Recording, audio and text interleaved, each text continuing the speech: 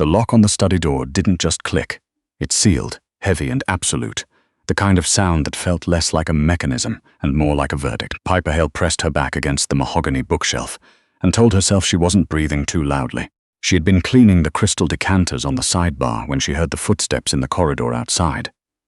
Not the shuffling, unhurried steps of the overnight security rotation, but something measured and deliberate, the walk of a man who owned every room he entered before he even touched the door. She had barely managed to crouch behind the armchair when Renzo Caruso walked in. At 36, Ronaldo Caruso was the undisputed head of the Caruso family, the oldest and most feared syndicate in Chicago's criminal architecture. He controlled the city's zoning boards, 3 district judges, and more square footage of lakefront real estate than the city itself. He was also, in 14 months of working as a household records clerk on the 3rd floor of his Gold Coast estate, the man Piper had successfully avoided being alone with in any room smaller than a ballroom. She had almost made it. Almost. Mr. Caruso set a leather folio on the desk without looking up. He loosened the knot of his tie, dark charcoal, silk, the color of storm water, and reached for the scotch. It was only when he turned toward the sidebar that his eyes found her. Piper straightened up from behind the chair, one hand still clutching the can of brass polish like it might protect her. Her right eye was swollen nearly shut. She'd been trying not to think about it for the last 3 hours. She'd been mostly failing. Renzo didn't move. His hand, still holding the crystal glass, went perfectly still. The decanters needed polishing, Piper said, and the excuse sounded as thin as she felt. "I can come back tomorrow, Mr. Caruso. I'm sorry to be in your way." "Stop!" No volume to it whatsoever, and yet it pinned her in place more effectively than a hand on her shoulder. He set the glass down on the sidebar with a soft, careful click and crossed the room toward her in 4 unhurried strides.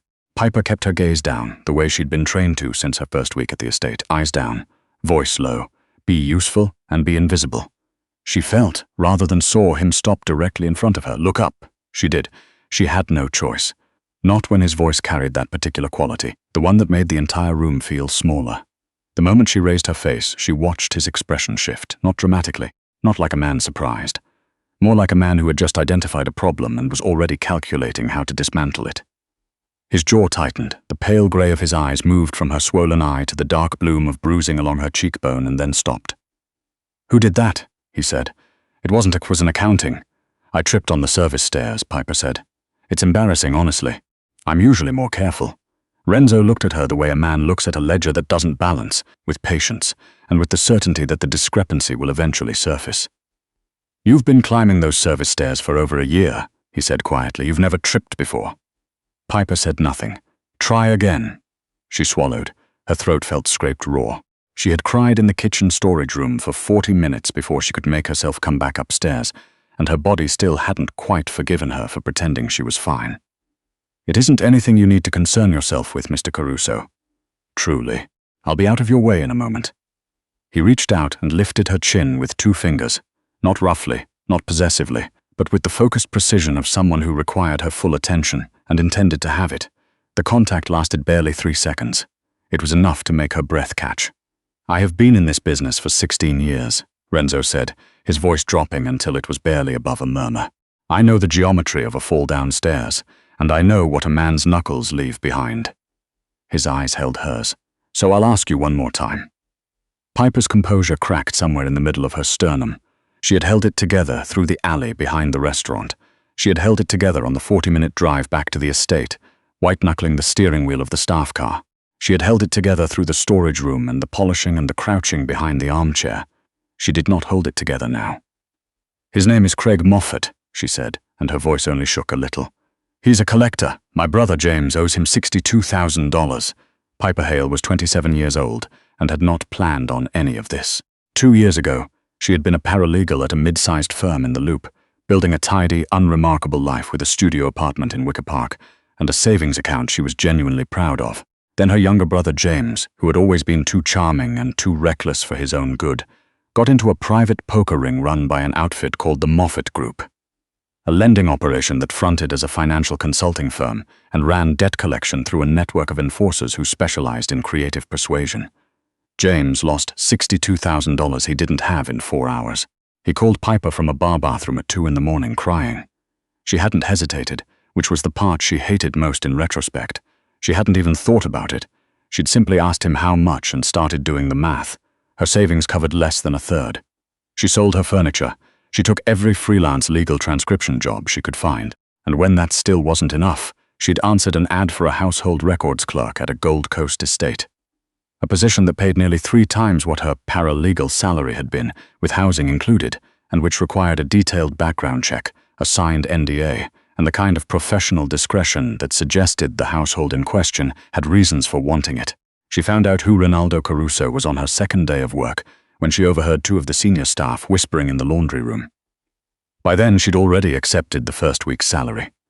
By the end of the month, she understood that leaving would be complicated in ways she didn't have the energy to navigate. She sent Craig Moffat 50% of her paycheck every 2 weeks. He raised the interest without warning twice. The $62,000 had become, after 14 months, still $48,000, because the interest compounded faster than she could chip away at the principal. Tonight, she'd been 40 minutes late with the bi-weekly envelope.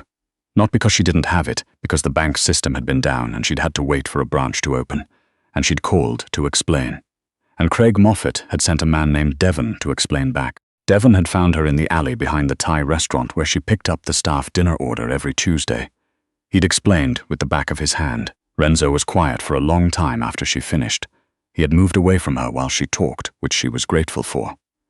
He stood at the window now, hands clasped behind his back, looking out over the dark stretch of Lakeshore Drive below. The city lights made the water look like hammered copper. Moffat Group, he said finally. Yes, they operate out of River North. Craig Moffat. His father, Dennis, ran collection rackets on the North Shore before he died. Renzo said it the way someone recites a grocery list. Craig took over the lending arm 4 years ago. He's been expanding into neighborhoods his father never touched. He turned from the window. How long? 14 months. 62,000. My brother's. I've been paying it. She hesitated. I've paid back nearly $40,000 in 14 months and I still owe 48. Something moved through Renzo's expression. Not anger exactly. Something colder and more precise than anger. He restructured the principal. Yes, twice, while you were making payments. Yes. He walked to his desk and sat down, not in the usual way of a man settling in for a conversation, but in the way of a man who has made a decision and is now simply executing it. He opened the lower drawer and removed a burner phone. Matte black, different from the encrypted devices his lieutenants carried. He set it on the desk without using it and looked at her. You've been under this arrangement for 14 months, he said, while employed in my household. Piper braced herself.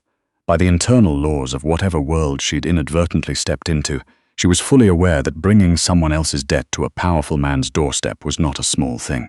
She had read enough case files at the firm to understand that compromised employees were a liability, and liabilities had a very specific, very permanent resolution. I know what that sounds like, she said. I know that by the standards of how things work here, I should probably have. I understand if this changes my employment. Sit down, Piper. She sat. Renzo studied her for a moment. Then he opened his desk and removed a slim, tactical medical kit, the kind that was clearly not for casual use. He carried it around to her side of the desk and crouched in front of her the way a much larger man should not have been able to do gracefully, and somehow he did. This will sting, he said, cracking an antiseptic wipe. She flinched when it touched her cheekbone. He slowed down. Craig Moffat, Renzo said again, blotting the small cut at the edge of her eye with a focus that felt clinical and somehow also deeply unsettling. He sent someone to touch a member of my staff. I don't work in your... I'm a records clerk. I'm 3rd floor. You sleep under this roof, Renzo said. He smoothed a thin layer of arnica cream along her cheekbone with his thumb, and his touch was so careful it made her throat tighten. You eat in this kitchen. What happens to you on a Tuesday night in an alley off Ohio Street is not separate from what happens in this house. He capped the tube and met her eyes. By every rule I operate under, Piper, I should be furious with you. You brought a third party's collection problem within reach of this estate, I know. Devon, whatever his last name is, found you 40 minutes from this address. I know. She looked down. I'm sorry. I didn't have anywhere else to go. He didn't say anything for a long moment. Then, your brother James, where is he now? Evanston, he rents a room above a bar. He's been sober for 5 months. She said the last part quietly. The way you say a thing you're afraid to believe completely. He's trying... Does Moffat know where he lives? The bottom dropped out of her stomach. Yes, he has his address. He's been leaving him alone because I've been paying. Renzo stood up. He walked back behind his desk, picked up the burner phone and dialed. It rang twice. It's me, he said, when someone picked up. Wake up Sal and tell him I need James Hale in Evanston. Move to the secondary location in Wilmette before 4 a.m. Clean move. No contact with the subject's regular associates. A pause. Tell Sal to be gentle. The subject doesn't know who we are. Another pause. I'll explain in the morning. Go. He ended the call and set the phone down and looked at her. Piper was gripping the arms of the chair hard enough to feel the wood grain. What does that mean? What's the secondary location in Wilmette? A safe house, Renzo said. Your brother will be brought there tonight. He won't know why until I decide to explain it. He'll be fed, he'll be comfortable, and Craig Moffat will not be able to reach him. He pulled his chair out and sat down, folding his hands on the desk with an air of absolute finality. His address is now a dead end. The relief that moved through her was so violent it was almost painful. She pressed her hands flat against her knees to stop them from shaking. Why? She said. Why would you do that? You don't know me. I'm a records clerk. I file things. Renzo looked at her for a long, steady moment. You have worked in this house for 14 months, he said. You arrived before anyone else on your floor. You have never been late. You have never looked at anything you weren't supposed to look at, and believe me, I would know. You have been bleeding half your paycheck to a parasite while living 30 feet from enough resources to end the problem entirely, and you never asked. That kind of discipline, he said, is not nothing. A knock came at the study door, 3 short, even raps. Someone who knew the right pattern. Boss.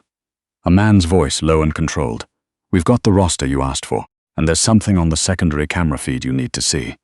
Renzo stood. He looked at Piper with an expression that was almost, not quite, but almost, something warmer than neutral. Stay in this chair, he said. Don't open the door for anyone but me. Don't answer your phone.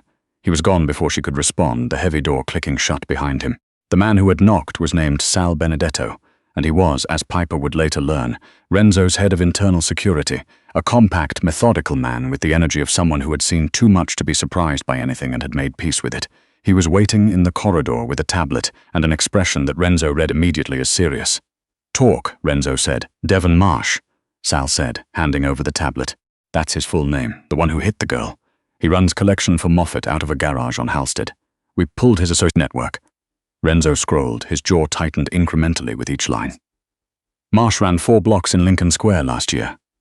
He was doing collections for Terrence Webb's outfit before Webb got indicted. Right, and here's the part you're not going to like. Sal tapped the tablet to pull up the secondary camera feed, a split screen showing the exterior of the estate service entrance in the block to the north. That's from 40 minutes ago, right around the time the girl came back. A dark blue sedan was parked on the service block. It idled for 11 minutes before pulling away. They followed her back, Renzo said. Or they already knew where she worked, Sal said. Either way, someone drove past this address tonight. Renzo handed the tablet back. His voice when he spoke was the particular kind of quiet that the people who worked for him had learned to treat as extremely loud. Pull everything we have on Craig Moffat. Full operational picture, properties, associates, cash flow, anything he runs through the Moffat Group LLC. I want it on my desk by 6 a.m. And Devon Marsh? Find him. Sal nodded once and moved down the corridor. Renzo stood still for a moment, looking at the camera feed on his own phone. The dark sedan, frozen mid-idle, pointing toward his gate. Craig Moffat had sent a man to strike a woman who lived inside the walls of his home, and then, apparently, someone had driven past those walls to take a look. Renzo slipped the phone into his jacket pocket and went back to the study. Piper looked up when the door opened. She had been sitting exactly where he'd left her, which he noticed. He poured 2 fingers of scotch, hesitated, and poured a second glass. He set one in front of her on the edge of the desk without comment. She looked at it. Then she picked it up. Devon Marsh, Renzo said, returning to his chair. That's the name of the man who hit you.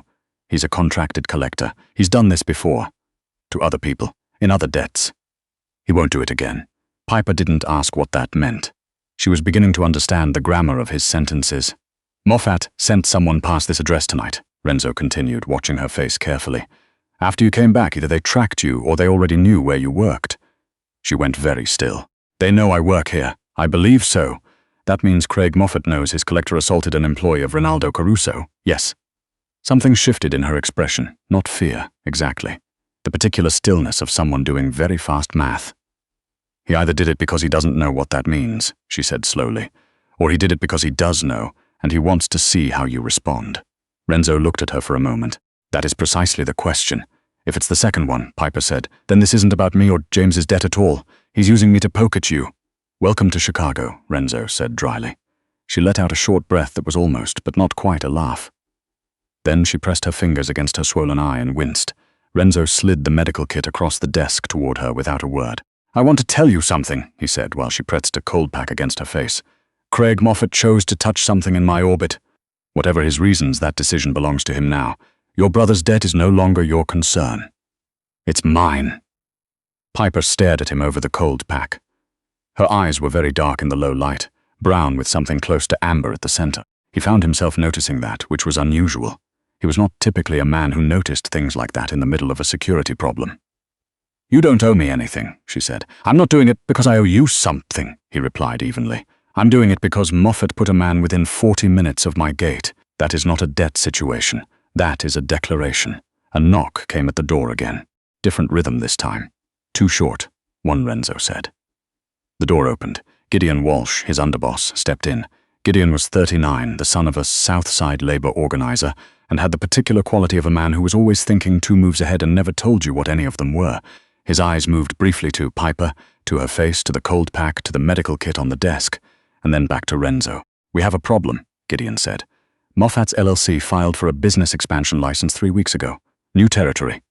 The licensing address is 2 blocks from the Caruso family's Wicker Park account management office." Renzo's expression didn't change. "He's moving into our receivables neighborhood." "Deliberately," Gideon said. "This isn't accidental proximity. Someone told him exactly where to plant a flag." The room was quiet for a moment. "Someone on the inside," Renzo said. "Has to be. The Wicker Park address isn't public. It's not even in the LLC filings. It runs through a shell." Gideon paused. "I've been running the roster. 3 people on your senior operational staff have had unexplained income variations in the last 60 days. I can give you names." "Give them to me," Renzo said. "After you escort Piper to the East Guest Suite and post Nico outside her door for the night." Piper looked up sharply. "That isn't. You are the only person who was present when Devon Marsh received his instructions tonight," Renzo said, his voice carrying the particular cadence of a closing argument. "You heard Craig Moffat's name. You are now the closest thing I have to a direct witness to a provocation. That makes you relevant." He met her eyes. "And relevant people stay where I can account for them." She opened her mouth, closed it, looked at Gideon, who gave her the expression of a man who had learned years ago not to argue with that tone. She stood up, still holding the cold pack against her face. "For what it's worth," she said to Renzo at the door, "I really did just come up here to polish the decanters." He looked at her for a moment with something in his expression that was, against all logic, almost amused. "I know," he said. "Good night, Piper." The East Guest Suite smelled like cedar and expensive linen. Piper lay on top of the covers in her work clothes and stared at the ceiling and did not sleep. Through the walls, very faintly, through the heavy plaster and the sound-dampening insulation she'd catalogued in the building's renovation specs during her first month of filing, she could hear the low vibration of conversation. Doors. Footsteps. The particular frequency of a house in motion at 2 in the morning, not panicked but purposeful. She thought about James in his room above the bar in Evanston. Probably asleep. He went to bed early now. It was one of the things he'd changed, he'd told her, because alcohol cravings were worst late at night when there was nothing to do but sit with them. She imagined a knock on his door from men he didn't know, a polite but non-optional suggestion that he take a drive. The confusion on his face. She hoped Sal had been gentle. Renzo had said to be gentle. That was the thing she kept returning to, that specific word, given to a man who carried a gun on a Tuesday night as a matter of routine. Be gentle. As if softness was a tactical instruction, available on request. She was still thinking about it when she finally fell asleep as the sky outside the blackout curtains began to gray. She woke to voices downstairs. The clock on the nightstand read 7:14 a.m. She washed her face in the ensuite bathroom and looked at herself in the mirror for a long, honest moment. The bruising had deepened overnight into a purple black that would take at least a week to fade. Her right eye was less swollen than it had been. She looked like someone who had been hit because she had been. She braided her hair, put on the same clothes, and went downstairs. The estate felt different in the morning. Not quieter, exactly, but more contained. 2 men she didn't recognize were stationed at the foot of the main staircase. They nodded at her without speaking. She nodded back. Renzo was in the kitchen. This was unexpected. In 14 months, Piper had never seen Ronaldo Caruso in the kitchen before 8:30, and never without at least 3 people around him. He was standing at the center island with a mug of espresso and a spread of papers, wearing a dark charcoal suit that he had clearly been in. Since last night, he had not slept. Gideon Walsh was beside him, and a woman Piper didn't know. Early 40s, red hair, The compact, efficient posture of someone with a legal or financial background was on Renzo's other side, pointing to something in the papers. All three looked up when Piper entered. "Coffee," Renzo said, gesturing toward the machine. "Sit." Piper poured herself a cup and sat at the far end of the island, wrapping both hands around the mug. "We identified the internal source," Renzo said without prelude. "A man named Whitfield. My Eastern accounts manager. He'd been funneling routing information to Moffat's operation for approximately 90 days. In exchange for what, we're still determining. He said it the way he said everything. Factual. Measured the emotional temperature of a weather report. Piper looked at the papers on the island. She could read enough of them upside down to recognize a financial transfer log. "Whitfield is no longer with the organization," Gideon said, in a tone that did not invite follow-up questions. Piper did not ask follow-up questions. "As of this morning," Renzo continued, "Craig Moffat's LLCs have been flagged to 3 regulatory bodies through anonymous disclosures. His expansion license in Wicker Park has been referred to the city's financial review panel, which is a process that takes approximately 8 months and results, historically, in denial." He turned to look at her directly. "His accounts receivable, including your brother's debt and the debts of approximately 40 other individuals in the same structure, will be subpoenaed as part of the financial review. Subpoenaed debt instruments are legally unenforceable during an active investigation." Piper stared at him. "You went after him through regulatory channels. I went after him through every channel available," Renzo said. "The regulatory approach has the advantage of taking several of his revenue streams offline simultaneously without requiring anything that would give him cause for direct retaliation." He paused. "At least in the short term. And in the long term?" Renzo looked at her steadily. "Craig Moffat sent a man to hit a woman who lived under my protection. The regulatory intervention is what happens first. What happens after that is between Moffat and the consequences of his decisions." The red-haired woman gathered her papers and excused herself with a brief, professional nod. Gideon followed, leaving Piper and Renzo alone at the island in the morning light. She turned her coffee mug in her hands. She said, "Your brother is in Wilmette. He's been told there was a credible threat related to his prior debt and that the situation is being resolved. He knows your employer is involved. He doesn't know the details." Renzo paused. "If you were all right." Piper's throat tightened unexpectedly. "He said to tell you he's sorry," Renzo added, apparently unprompted. Sal said he seemed to mean it. She pressed her lips together and looked at the grain of the marble countertop. "He's been sober for 5 months, she said, half to herself. "I know, Sal mentioned it. He also mentioned your brother made coffee for the overnight team and asked if they needed anything." Renzo's tone shifted by approximately 1 degree, almost imperceptibly warmer. "Sal likes him," Piper laughed, which surprised her. A short, slightly wet sound that she covered by taking a sip of coffee. When she looked up, Renzo was watching her with an expression she hadn't seen on him before. Not the calculating stillness of the professional. Something more unguarded and brief, gone almost before she'd registered it. "I want to tell you something," he said, "and I want you to hear it correctly." She waited. "You have worked in this house for 14 months, he said, carrying a weight that would have broken most people, and you never let it show. You never let it affect your work. You never asked for help." He set his espresso down. "I find that I am not indifferent to that." Piper held his gaze. The morning sun was coming through the kitchen windows at a low angle, catching the edge of the marble and the silver threads in his tie and the small, careful lines at the corners of his eyes that she had never noticed from the 3rd floor. "I don't know what that means," he had. "What that means. It means," Renzo said, "that your position in this house has changed. Not as staff, as someone under the direct protection of this family." He paused. "What it means beyond that is something we can determine when you're not operating on 4 hours of sleep with a bruised eye." Despite everything, the corner of her mouth moved. "That's very practical. I'm a practical man. You also moved my brother to a safe house at 2 in the morning and took down a lending operation through regulatory filings before breakfast."